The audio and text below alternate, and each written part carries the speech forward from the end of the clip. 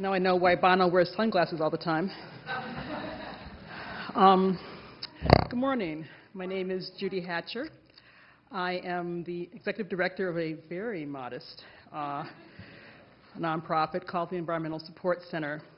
Since 1990, the Environmental Support Center has provided local, statewide, and regional organizations technical assistance, small grants, and subsidies to help them become more effective advocates for the natural environment, human health, and sustainable communities.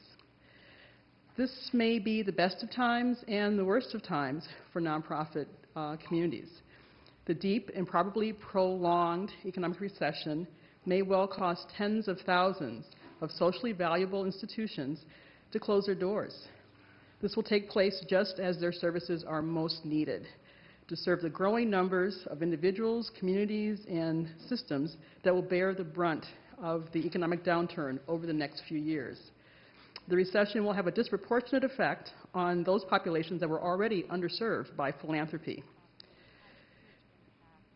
On the other hand, the federal economic stimulus package and the need for all sectors of society to operate from a different framework than we did 10 or 15 years ago can lead to innovation, efficiencies, and new models that will bring us to the forefront of a new era.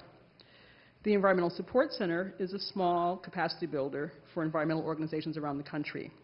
For months, as a capacity builder, I've been hearing the drumbeat that says that my organizations and the groups that we work with must learn to do more with less.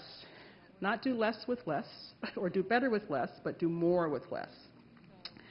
But reorganizing, merging, closing, consolidating, collaborating, thinking outside the box, those all take resources. They don't just happen. So in the spirit of the second principle of philanthropy at its best, the National Committee for Responsive Philanthropy urges every grant maker to be creative about leveraging the dollars and the resources that we do have in ways that will result in a stronger nonprofit sector.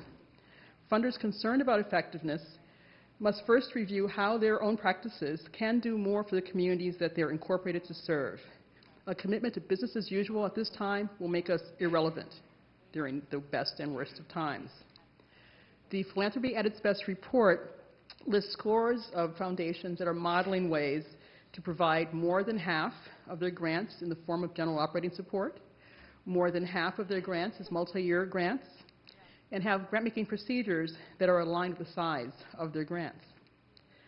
Despite our diminished assets, funders can still work together to engage the nonprofit community in a transparent, proactive dialogue, such as what the Northwest Environmental grantmakers are doing now. Funders can help organizations develop their internal leadership, administrative, and fundraising capacities to deal with these times by supporting training, facilitation, consulting, to strengthen their staff and boards. Funders can increase their ability to make general operating grants, particularly for very small organizations and for long-time grantees. Funders can base the percentage of administrative support and overhead costs in their grants on the functioning realities of the groups that they support. And lastly, funders can increase their ability to make multi-year commitments when organizations have a proven track record or compelling program goals that don't fit neatly into a 12-month box. I'll be going from here to a board staff retreat meeting for the Environmental Support Center. We are able to engage in very necessary evaluation and planning work with the support of general operating grants, capacity building grants, and multi-year grants from funders like the Ford Foundation, the Winslow Foundation, and Jesse Smith Noyes. Those are all very different types of funders, but each in their own way, they're very helpful for us in this. I will ask our board to consider these principles that we're discussing here today. I'm sure they'll be a little challenged. They'll say right away, well, we're doing some of those things, and we're already supporting environmental justice organizations, and then we'll get defensive. And some might ask, who is NCRP anyway to challenge us? They don't know us, what we have to put up with.